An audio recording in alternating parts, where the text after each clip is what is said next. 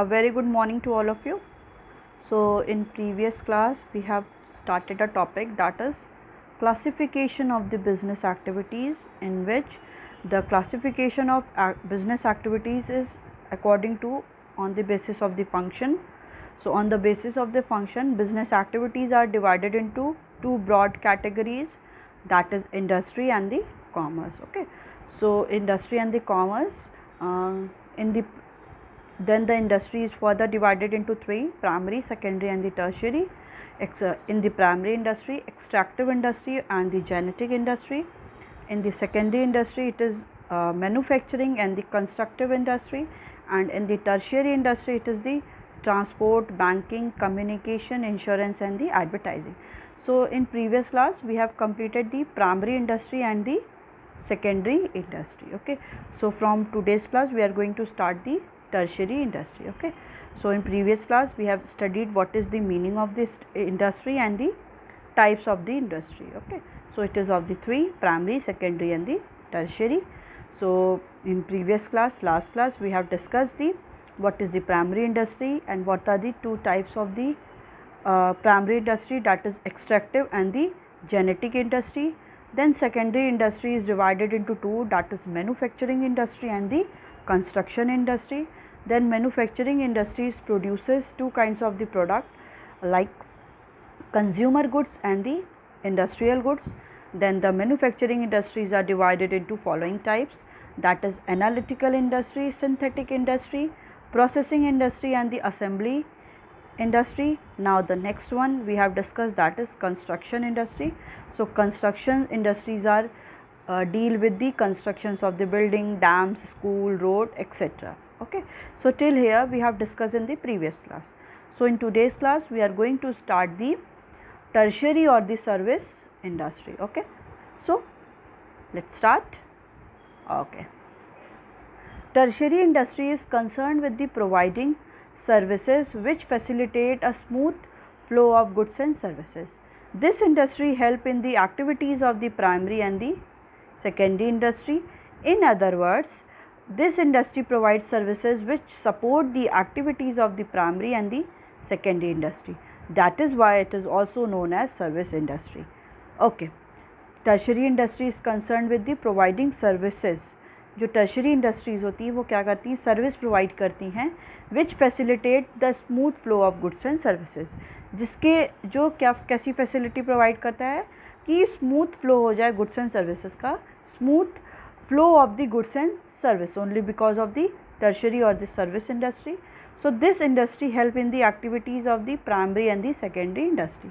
ये जो इंडस्ट्री होती हैं वो क्या करती हैं, हेल्प करती हैं किसमें, इन दी एक्टिव प्राइमरी और सेकेंडरी इंडस्ट्रीज़ की एक्टिविटी में हेल्प करती हैं. In other word, this industry provide services which support the activities of the primary and secondary industry. ठीक है, ये टर्शरी और द सर्विस इंडस्ट्री क्या करती हैं, it provide the services, service provide करती हैं which support the activities of the primary and the secondary industry. जो सपोर्ट किसको प्रोवाइड करती हैं, प्राइमरी और सेकेंडरी इंडस्ट्री को. That is why it is also known as service industry, इसलिए इसको सर्विस इंडस्ट्री भी कहते हैं. The various type of services provide by the tertiary industry are, जो वेरियस सर्विस जो टर्शरी इंडस्ट्री प्रोवाइड करती है वो हैं, first one is transport. So it facilitate movement of goods from one place to another place. Okay, transportation की facility provide करती है जिसके थ्रू क्या हो सकता है कि जो भी गुड्स हैं वो एक प्लेस से दूसरे प्लेस में मूव हो सकते हैं. Next one is banking services. Banking service provide the credit facilities to the industry, कि उस क्रेडिट फैसिलिटी की कोई भी बिजनेसमैन क्या करता है, कर सकता है अपने फ़ंड को, अपने मनी को, फंड को थ्रू बैंक क्या कर सकता है, लोन पे ले सकता है. ठीक है, and the trading firm provide the credit facilities to the industry. Industries को क्या करती, क्रेडिट फैसिलिटी प्रोवाइड करती हैं. Next one is insurance facility. It provide the coverage from various types of the risk. Insurance facility क्या करती है, जो बहुत टाइप के रिस्क हैं उनको बहुत सारा कवरेज प्रोवाइड करती है. मतलब थ्रू द इंश्योरेंस पॉलिसी बहुत जो पर्सन है वो बहुत सारे रिस्क से प्रोटेक्ट हो सकते हैं. Next one is warehousing. So it provides the storage place for goods. ठीक है। वेयर हाउसिंग क्या होती है, जो स्टोरेज फैसिलिटी होती है, बफर स्टॉक, कि वेयर हाउस जहाँ पे जो एक्स्ट्रा अमाउंट प्रोड्यूस हुआ है उनको वहाँ पे एज अ रिजर्व रखा जाता है। So they provide the storage place for goods, goods के लिए प्लेस प्रोवाइड करती है which is produce by the primary and the secondary industry, जो क्या है प्राइमरी और सेकेंडरी इंडस्ट्री के थ्रू प्रोड्यूस हुआ है। Next one is advertising. So advertising provides information to the consumer. ठीक है, हम लोग बहुत डिफरेंट एडवर्टीजमेंट देखते हैं ना, न्यूज़पेपर में, टेलीविज़न पे, या बड़े बड़े होर्डिंग्स, बैनर देखते हैं, तो उसमें क्या है, ये सारे एडवर्टीजमेंट होते हैं। इन्हीं के थ्रू जो भी कंज्यूमर हैं उनको डिफरेंट प्रोडक्ट की इंफॉर्मेशन मिलती है। Okay, so now the next one is we have discuss the business activities are of two types, that is industry and the commerce. So we have completed the topic that is industry. Now the next one is commerce. Okay, sorry, commerce refers to the all those activity which help directly or indirectly in the distribution of goods to the ultimate consumer. Okay, so there will be no use of the producing goods unless and until these goods reach to the ultimate consumer. Goods are produced at one place and consumers are scattered at the different place. So the consumer are not aware of what kind of goods are produced by the manufacturer. Goods are produced in large quantity and demanded by the consumers in small quantity. All these problems, that is hindrance of place, hindrance of knowledge, hindrance of storage, are solved by the commerce. Okay, so commerce refers to the all those activities, commerce में वो सारी activities आती हैं which help directly or indirectly in the distribution of goods to the ultimate consumer, जो directly और indirectly help करती हैं distribution of goods, goods को distribute करने के लिए to the ultimate consumer, to the final destination. जो भी गुड्स प्रोड्यूस हुए हैं उनका कोई फाइनल डेस्टिनेशन, तो उस फाइनल डेस्टिनेशन तक पहुंचने के लिए ये कॉमर्स की एक्टिविटी क्या करती हैं, हेल्प करती हैं। Okay, for the distribution of the goods, goods के डिस्ट्रीब्यूशन के लिए। So there will be no use of the producing goods unless and until this goods reach the ultimate consumer, कि इसलिए क्या है, कोई भी यूज़ नहीं है कि गुड्स को प्रोड्यूस करो तब तक जब तक कि ये सारे गुड्स के अल्टीमेट कंज्यूमर तक पहुंच जाएं। सिंपल सा थिंग है कि कोई भी प्रोड्यूसर, कोई भी बिजनेसमैन कोई कमोडिटी को प्रोड्यूस क्यों करेगा जब वो सारे goods and services ultimate consumer तक पहुंच ही नहीं रहे हैं। ठीक है, तो वो क्या होंगे, वो कमोडिटी को प्रोड्यूस करेंगे नहीं। So there will be no use of the producing goods, कोई यूज़ नहीं है गुड्स को प्रोड्यूस करने का unless and until these good reach the ultimate consumer, तो ये गुड्स क्या है, एक अल्टीमेट कंज्यूमर तक नहीं पहुंच जाते। So goods are produce at one place, goods क्या होते हैं, एक जगह पे प्रोड्यूस होते हैं, and the consumer are scattered at the different place, और जो कंज्यूमर्स हैं वो क्या हैं, डिफरेंट प्लेस पे स्कैटर्ड है। फॉर एग्जांपल जैसे गुजरात हो गया, महाराष्ट्र हो गया, यहाँ पे क्या है, टेक्सटाइल इंडस्ट्रीज़ बहुत ज़्यादा है, जो क्लोथ है वहाँ पे प्रोडक्शन होता है। अब एक जगह पे क्या हुआ, ये सारे प्रोड्यूस हो गए, और जो कंज्यूमर हैं वो क्या है, स्कैटर्ड हैं, वो क्या है, डिफरेंट स्टेट में है, साउथ में है, ईस्ट में है, वेस्ट में है, नॉर्थ में है, अभी हम लोग जैसे यहाँ पे वाराणसी, तो ये सब क्या है, सेंटर रीजन में, एमपी में है, तो ये सारे क्या हैं, जो भी कंज्यूमर है वो बहुत स्कैटर्ड है, वो एक प्लेस पे तो है नहीं, तो गुड्स क्या है, वो एक प्लेस पे ही प्रोड्यूस हो रहा है, and they are scattered at the different place, and the consumers are the scattered at the different place, और जो कंज्यूमर है वो डिफरेंट प्लेस पे स्कैटर्ड है। So the consumer are not aware of what kind of goods are produced by the manufacturer. तो जो consumer है उनको कोई भी ऐसी अवेयरनेस नहीं है कि किस काइंड ऑफ प्रोडक्ट, किस टाइप के गुड्स क्या है प्रोड्यूस्ड हुए हैं बाय द मैन्युफैक्चरर। क्या हम बता सकते हैं यहाँ पे बैठ के कि महाराष्ट्र में या गुजरात में किस काइंड के प्रोडक्ट, किस काइंड के क्लोथ प्रोड्यूस हो रहे हैं? इम्पॉसिबल है। जब तक वो चीज़ हमें यहाँ पे मिलेगी नहीं तब तक हम नहीं जान सकते कि कौन से किस टाइप के गुड्स वहाँ पे प्रोड्यूस हो रहे हैं बाय द मैन्युफैक्चरर और द प्रोड्यूसर किस टाइप के गुड्स को प्रोड्यूस कर रहे हैं। So goods are produced in the large quantity. जो भी गुड्स प्रोड्यूस होते हैं वो क्या होते हैं, लार्ज क्वांटिटी में प्रोड्यूस होते हैं and demanded by the consumer in a small quantity. और जो डिमांड करते हैं कंज्यूमर वो क्या करते हैं, स्मॉल क्वांटिटी में करते हैं। सो ऑल दीज प्रॉब्लम, कैसी problem, hindrance of the place, कि जो भी प्लेस में हिंड्रेंस है, ऑब्स्टिकल है, हिंड्रेंस ऑफ द नॉलेज, जो नॉलेज से रिलेटेड है problem, hindrance of the storage कि उनको कहाँ पे स्टोर किया जाए, it etcetera are solve by the commerce. Commerce के थ्रू क्या है, वो सारी एक्टिविटीज़, वो सारी प्रॉब्लम को सॉल्व किया जा सकता है। Okay, so functions of the commerce, कि क्या ऐसे फंक्शन है कॉमर्स के, मतलब कॉमर्स का क्या रोल है कि वो कैसे गुड्स एंड डिफरेंट गुड्स को क्या है डिस्ट्रीब्यूट करता है among the different areas of the any country, कि अलग अलग एरिया में कैसे ये गुड्स क्या होते हैं वो डिस्ट्रीब्यूट होते हैं। So functions of the commerce as well as role of commerce, that is trade and auxiliaries to trade. Okay, so functions of commerce और role of commerce, commerce का क्या role है, so it is divided into two, that is trade and auxiliary to trade. Okay, so ये क्या है, दो में divide होता है।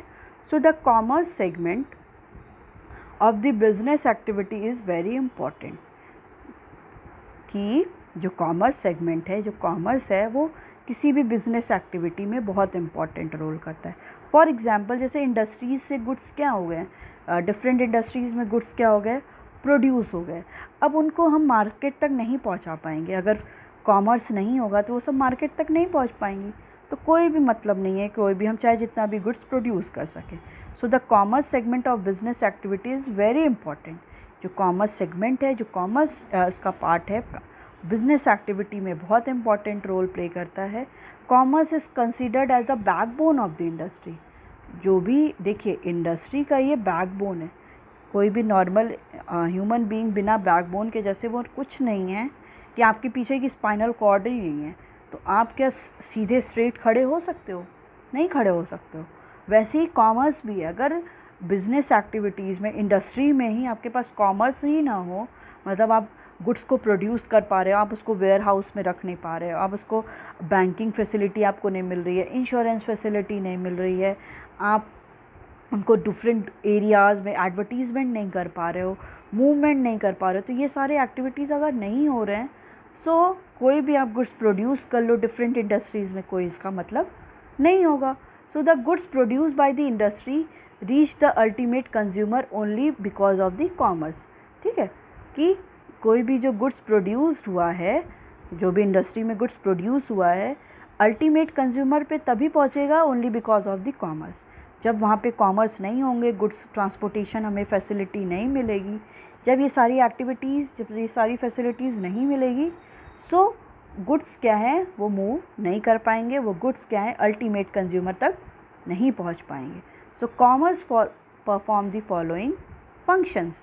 कॉमर्स क्या है, वो बहुत सारे फंक्शंस को फॉलो करता है एज वेल एज परफॉर्म करता है। So first one is it help in the removing the hindrance of the person. ये क्या है, कॉमर्स क्या हेल्प करता है कि जो भी ऑब्स्टिकल, जो भी प्रॉब्लम आ रही है पर्सन की, उनको उससे related help in removing the hindrance of the problem person, कि ये जो भी हिंड्रेंस है, हिंड्रेंस ऑफ द पर्सन, इसको रिमूव करता है, इसको हेल्प करता है कि रिमूव कर सके। So, a large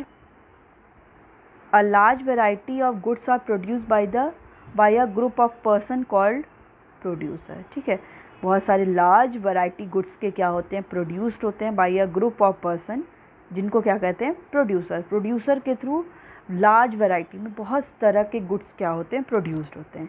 so these goods are produced for the another group of a person called consumer.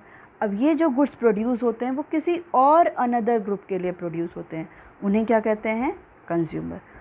Large variety of goods कौन करता है, प्रोड्यूस करता है by a group of member, जिनको हम प्रोड्यूसर बोलते हैं। और ये गुड्स क्या होते हैं, प्रोड्यूस होते हैं by the various group members. वो बहुत सारे मेंबर्स के लिए क्या होते हैं, प्रोड्यूस किए जाते हैं, उनको क्या बोलते हैं, कंज्यूमर। ओके, कंज्यूमर क्या करते हैं, कॉमोडिटी को कंज्यूम करते हैं। So there is no direct relation between the producer and the consumer. तो कोई भी प्रोड्यूसर और कंज्यूमर का डायरेक्ट लिंक नहीं होता है। आप कभी भी कोई शॉप पे जाते हो, कोई भी सामान लेने जाते हो, तो क्या आप डायरेक्टली उसके प्रोड्यूसर से तो कांटेक्ट नहीं करते हो ना, कि जो उस कॉमोडिटी को प्रोड्यूस किया है, एकदम इम्पॉसिबल है। हम किससे डायरेक्टली कांटेक्ट करते हैं, हम रिटेलर से करते हैं। ठीक है, जैसे मैंने बताया कि इसका जो चेन है कैसे है, पहले गुड्स किसके पास होते हैं, मैन्युफैक्चरर के पास, देन होलसेलर के पास, देन रिटेलर के पास, and after that consumer.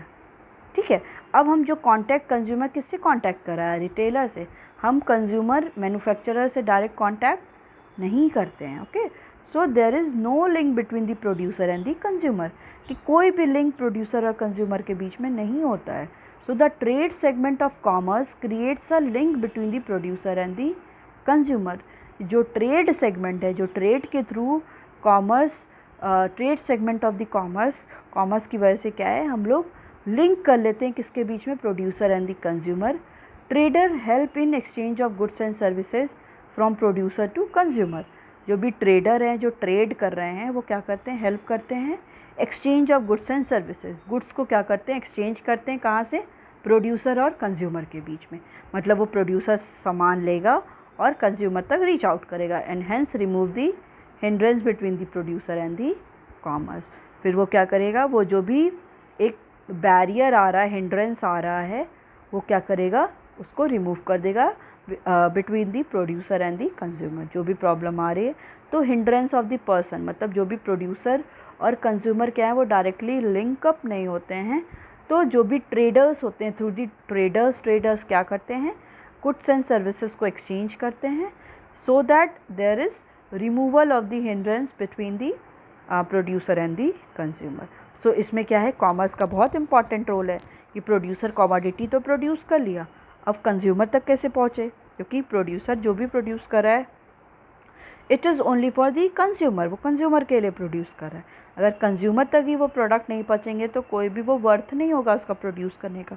So different traders के थ्रू जो ट्रेड करते हैं गुड्स को, मतलब कि एक्सचेंज करते हैं, ट्रेडर यही हो गए आपके होलसेलर और रिटेलर्स, उनके थ्रू गुड्स क्या है? कंज्यूमर तक रीच आउट होते हैं। Okay, next one is helping removing the hindrance of the place. So goods are produced at one place, whereas consumer are scattered in the different corner of the country. Okay, जो भी goods होते हैं वो क्या होते हैं? एक place पे प्रोड्यूस होते हैं, और कंज्यूमर क्या होते हैं? वो स्कैटर्ड होते हैं in the different corners of the country. वो कंट्री के डिफरेंट कॉर्नर में क्या होते हैं? स्कैटर्ड होते हैं। There is a place gap between the producer and the consumer. क्या होता है? एक प्लेस का मतलब, जैसे गुजरात में गुड्स प्रोड्यूस हुआ और उसको यूपी तक लेकर आना है, तो क्या है? इस प्लेस का एक गैप है। ठीक है, प्लेस गैप होता है कि गुड्स कहीं प्रोड्यूस हो रहे हैं और जो भी कंज्यूमर है वो क्या है? जैसे फॉर एग्जांपल यहाँ गुजरात में क्या है? गुड्स प्रोड्यूस हो रहा है, और जो कंज्यूमर्स हैं वो डिफरेंट एरियाज़ में क्या है? स्कैटर्ड है। कोई यहाँ पे है, कोई यहाँ पे है, कोई यहाँ पे है। तो ये गुड्स कैसे पहुँचेंगे? बताइए, ये गुड्स यहाँ प्रोड्यूस हुए हैं, वो कैसे पहुँचेंगे? Through the transportation facility. Transportation facilities के ही थ्रू क्या है? ये गुड्स पहुँचेंगे। तो थ्रू दी कॉमर्स क्या है? ये जो हिंड्रेंस है, प्लेस में जो प्रॉब्लम आ रही है, वो भी रिमूव किया जा सकता है। सो सिंपल ना, क्योंकि कोई भी गुड्स क्या है? एक जगह प्रोड्यूस हो रहे हैं। जैसे अभी आपको पता है बनारस की क्या है? बनारसी साड़ी फेमस है। अब वो क्या है? वो डिफरेंट एक्ट्रेस हैं, जो और भी कोई डिफरेंट पॉलिटिशियंस हैं, वो लोग क्या करती है? अगर यहाँ की साड़ी को ऑर्डर करती हैं। अब ये वाराणसी में जो साड़ी बनी है, अब वो मुंबई, दिल्ली और गुजरात और अलग महाराष्ट्र, अलग अलग साउथ में, ये सब कैसे पहुँचेंगी? कैसे पहुँचेंगी? Through the transportation. या तो ट्रेन से जाएंगी, या तो फ्लाइट से जाएंगी, या तो कोई रोड के ट्रांसपोर्ट के जाएंगी। तो ये क्या है? Only because of the transportation facility. So through the commerce it remove the hindrance of the place. ये क्या करता है? जो भी हिंड्रेंस है प्लेस में, उसको भी रिमूव करता है। Okay, so let's study here. Place are goods are produced at one place, whereas the consumer are scattered in the different corners of the country. Goods क्या है? एक जगह पे प्रोड्यूस हो रहे हैं, जैसे मैंने एग्जांपल दिया Gujarat, whereas consumer are scattered in the different corners of the country। और जो कंज्यूमर है वो क्या है? डिफरेंट कॉर्नर्स कंट्री में स्कैटर्ड हैं। So there is a place gap between the producer and the consumer. तो क्या है? एक प्लेस का गैप है between the producer and the consumer. So the transport segment of the commerce help in removing the place gap. तो ये जो transport segment है, ट्रांसपोर्ट के थ्रू ये क्या होगा, कॉमर्स का ये जो ट्रांसपोर्ट पार्ट है वो क्या करेगा, it help in removing the place gap, जो भी प्लेस में गैप हो रहा है उसको वो क्या करेगा, रिमूव करेगा. सो the transport moves goods from the place of production to the market which are easily accessed by the consumer. ठीक है, तो जो ट्रांसपोर्टेशन फैसिलिटी, ट्रांसपोर्ट क्या करेगा, वो गुड्स को क्या करेगा, मूव करेगा from the place of production, जहाँ पे ये गुड्स क्या हुए हैं, प्रोड्यूस हुए हैं, to the market which is easily access by the consumer. Market तक वो गुड्स को पहुँचा देगा और कंज्यूमर क्या होंगे, उस मार्केट तक वो ईजिली एक्सेस कर सकते हैं. Okay, so thus transport is essential for the buying and selling of goods. ठीक है, ट्रांसपोर्टेशन फैसिलिटी क्या है, ट्रांसपोर्ट बहुत इंपॉर्टेंट है for the buying and the selling of the goods. So it is an important function of the commerce. ये क्या है, बहुत इम्पॉर्टेंट फंक्शन है कॉमर्स का. Okay, so what we have discuss function of commerce. Firstly we have discuss it helps in removing the hindrance of the person. ये person का जो problem है उसको करता है.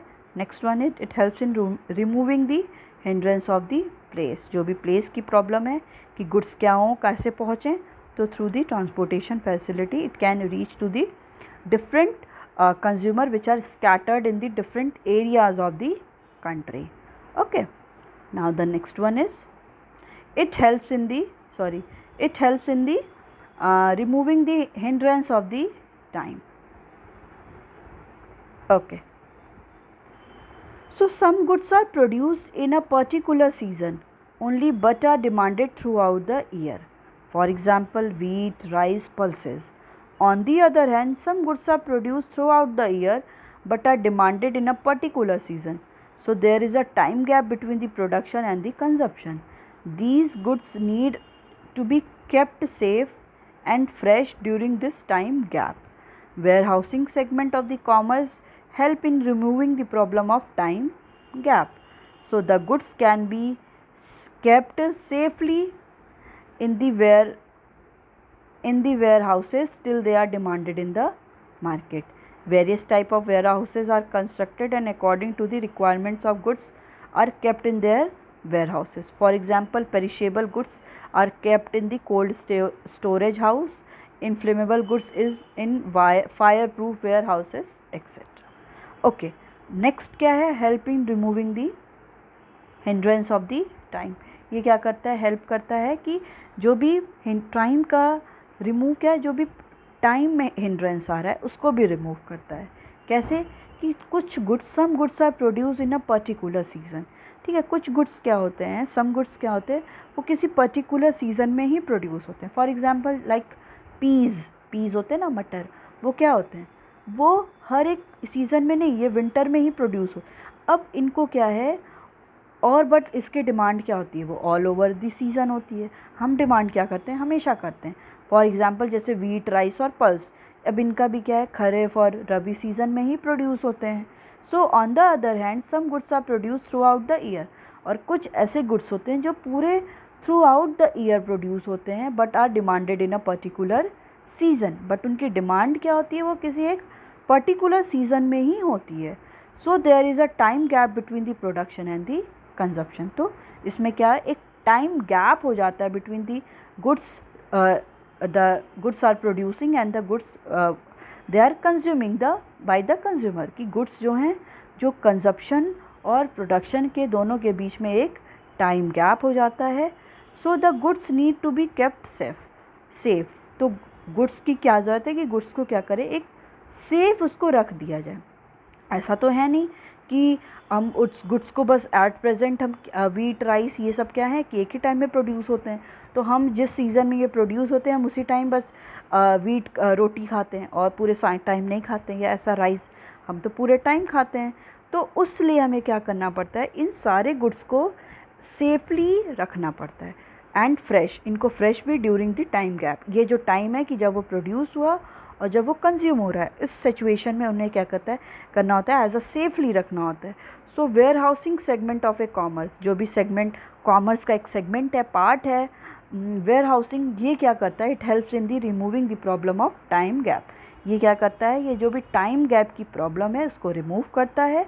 The goods can be kept safely in the warehouse, जो goods हैं वो सेफली क्या है वेयर हाउस में रख दिए जाते हैं, till they are demanded in the market, जब तक वो डिमांड मार्केट में नहीं किए जा रहे हैं। तो various type of warehouses are constructed, बहुत टाइप्स के वेयर हाउसेज कंस्ट्रक्टेड होते हैं। लाइक दी कहीं पे क्या है, एक अब बिल्डिंग बना दी गई है, वहाँ पे स्टोरेज जैसे वीट और राइस को इंसेक्टिसाइड्स रख दिया गया है कि जो डिफरेंट इंसेक्ट्स उसको ना खाएं, एज वेल एज कहीं पे ऐसे हैं जो कोल्ड स्टोरेज है, जैसे पीज़ हो गया, आपके स्वीट कॉर्नस हैं, बेबी कॉर्न हैं, ये सब क्या उनको एज अ सेफली, मशरूम है उनको सेफली रख दिया जाता है। So the various type of warehouses are constructed, बहुत टाइप के वेयर हाउस कंस्ट्रक्ट होते हैं according to the requirement of good, जैसे गुड्स की रिक्वायरमेंट है are kept in there these warehouse, कि जिस टाइप जैसी रिक्वायरमेंट है, अगर वीट है वो बहुत दूसरे सीज़न में भी चलाना है तो उसको वेयर हाउस में रख दिया जाएगा। तो अकॉर्डिंग टू देयर नीड जो गुड्स हैं वो वेयर हाउस में सेफली रख दिए जाते हैं। फॉर एग्जांपल पेरिशेबल गुड्स, जो भी पेरिशेबल गुड्स है, जैसे मैंने एग्जांपल दिया पीस का, तो क्या है they are kept in the cold storage, उनको कोल्ड स्टोरेज में जैसे बहुत बड़े फ्रिज फ्रीज़र में उनको क्या कर दिया जाता है, रख दिया जाता है हाउस। इनफ्लेमेबल गुड्स क्या हैं, जो भी इनफ्लेमेबल गुड्स हैं उनको क्या है फायर प्रूफ वेयर हाउस में रखा जाता है, जैसे वो वहाँ पे सेफली रहें। ठीक है, सो ये क्या है, इसके थ्रू क्या होता है, जो भी हिंड्रेंस है, किस में हिंड्रेंस है, in the hindrance of the time, तो कॉमर्स सेगमेंट में आपका क्या आएगा, वेयर हाउसिंग आएगा, जो ये प्रॉब्लम जो है टाइम की प्रॉब्लम है उसको वो प्रोटेक्ट करता है। Okay, sorry, so next one is help in removing the hindrance of the exchange. Okay, so next इसका क्या है कि हेल्प किस में करता है कि जो भी एक्सचेंज, जो भी चेंज करने का हिंड्रेंस है, प्रॉब्लम है, उसको भी रिमूव करता है। So the goods and services produced by the manufacturer are sold to a buyer in exchange of money. ठीक है, अब जो भी गुड्स एंड सर्विसेज प्रोड्यूस्ड हो रहे हैं, मैन्युफैक्चर जिनको प्रोड्यूस कर रहा है वो बायर को सोल्ड आउट कर रहा है इन एक्सचेंज ऑफ मनी, उनसे मनी ले रहा है और वो उनको गुड्स को सोल्ड आउट कर दे रहा है। ठीक है, कोई भी हम गुड्स कमोडिटी को परचेज़ करते हैं तो हम इन रिटर्न उनको क्या देते हैं, मनी देते हैं, फ्री ऑफ कॉस्ट तो हम परचेज़ करते नहीं हैं। तो जो भी जैसे होलसेलर और रिटेलर हैं वो क्या करते हैं, मैन्युफैक्चरर को कोई भी गुड्स को परचेज़ कर रहे हैं तो वो एक्सचेंज किस में करते हैं, मनी में करते हैं। So the common medium of exchange is circulated by the banking branch of commerce. तो जो भी कॉमन मीडियम है एक्सचेंज करने का, मनी को एक्सचेंज करने का, तो ये कैसे, बैंकिंग जो है, बैंकिंग सर्विसेज के थ्रू ही ये क्या होती हैं, एक्सचेंज होती हैं। तो ये जो एक्सचेंज करने का हिंड्रेंस है वो किसके थ्रू सॉर्ट आउट हो जाएगा, through the banking segment of the commerce, commerce के बैंकिंग सेगमेंट के थ्रू ये प्रॉब्लम सॉर्ट आउट होगी। The bank help the buyer and the seller, जो बैंक है वो क्या करता है, बायर और सेलर की हेल्प करता है in making and collecting the payment, कि कहीं पे उसको पेमेंट करना है या पेमेंट कहीं से लेना है, तो इन दोनों में क्या है, बैंक हेल्प करता है। Now businessman can send money from one place to another in the form of bank draft और चेक्स। ठीक है, अब बिजनेसमैन क्या है, मनी को, अपने मनी को सेंड कर सकते हैं एक प्लेस से दूसरे प्लेस पे थ्रू दी बैंक ड्राफ्ट बना के, थ्रू दी चेक्स, चेक के थ्रू क्या कर सकते हैं, वो अपने मनी को ट्रांसफ़र कर सकते हैं। Bank are also financing businessman by the granting them loan. ठीक है, बैंक भी क्या करते हैं, फाइनेंसिंग फैसिलिटी प्रोवाइड करते हैं बिजनेसमैन को बाय ग्रांटिंग देम लोन, कि उनको क्या है, लोन ग्रांट करते हैं, कि कोई भी बिजनेसमैन को अपने बिजनेस को क्या करना है, थोड़ा वास्ट करना है, थोड़ा ब्रॉड लेवल पे क्या करना है, तो वो क्या करते हैं, उनको फ़ंड की ज़रूरत होती है। तो अगर उनके पास खुद का भी मनी नहीं है तो बैंकिंग सर्विस के पास जाते हैं, बैंक के पास जाते हैं और वहाँ से वो लोन ले लेते हैं। लोन लेते हैं तो जैसे फॉर एग्जांपल अगर उनको 50 लाख लोन लेना है, तो अब बैंक भी क्या है, बैंक भी इससे कुछ अपना कॉस्ट तो अपना प्रॉफिट देखेगा, तो बैंक क्या करती है, इस पर इंटरेस्ट चार्ज करती है। एक मिनट, ठीक है, अगर 50 लाख लेना है तो बैंक क्या करती है, इस पर इंटरेस्ट चार्ज करती है। जैसे फॉर एग्जांपल 8% इंटरेस्ट चार्ज करती है, मतलब हर महीने क्या है, उसको मंथली हो गया आपका या एनुअली इतना एक्स्ट्रा मनी देना पड़ेगा। 50 लाख का 8% उसको बार बार, ये क्या है, एक सोर्स हो जाता है बैंक का रेवेन्यू का, इनकम का। तो bank also financing businessman by granting them loan, उनको लोन प्रोवाइड करती हैं क्रेडिट फैसिलिटी, लोन की फैसिलिटी या जो भी मनी ले लो आप, बट क्रेडिट पे लो, ठीक है। सो bank are help in external trade, bank क्या करती हैं, एक्सटर्नल ट्रेड में भी हेल्प करती है। External trade means the trade with outside the any country, ठीक है, बियॉन्ड दी जोग्राफिकल लिमिट। मतलब हम क्या हैं, अपने गुड्स को एक्सचेंज करें। फॉर इंटरपोर्ट आपने सुना होगा, export, import and the entrepot. Export क्या होता है, जब हम अपने ही कंट्री में हम क्या कर रहे हैं, अपनी कंट्री के प्रोडक्ट को दूसरी कंट्री में भेज रहे हैं। इम्पोर्ट मीन दूसरी कंट्री के प्रोडक्ट हमारे यहाँ आ रहे हैं। और एंटरपोर्ट मतलब क्या होता है कि हम गुड्स को इम्पोर्ट कर रहे हैं, अपनी कंट्री में इम्पोर्ट कर रहे हैं फॉर दी अदर कंट्री। हम इम्पोर्ट अपनी कंट्री में कर रहे हैं, फिर उन गुड्स को क्या करें, किसी और कंट्री में एक्सपोर्ट कर दें। तो बैंक क्या करती है, bank also help in external trade. Bank external trade में क्या करती है, हेल्प करती है also by issuing the letter of credit and providing the foreign currency, कि एक लेटर ऑफ क्रेडिट प्रोवाइड करती है। और फॉरेन करेंसी मतलब अब हमें अगर फॉरेन अमेरिका के साथ पेमेंट करना है, कोई ट्रांजैक्शन करना है, तो हम क्या है, पेमेंट हम इंडियन रुपी में तो करेंगे नहीं, INR में तो करेंगे नहीं, इंडियन नेशनल रुपी में हम क्या करेंगे, डॉलर में पेमेंट करेंगे, ठीक है। तो जो बैंकिंग सर्विसेज होती हैं वो फॉर करेंसी को कन्वर्ट भी करती हैं। So these facility is provided by the banking services, and banking is the one of the segment of the commerce. Okay, so it's all about your today's class. We will continue it further in the next class. Okay, thank you.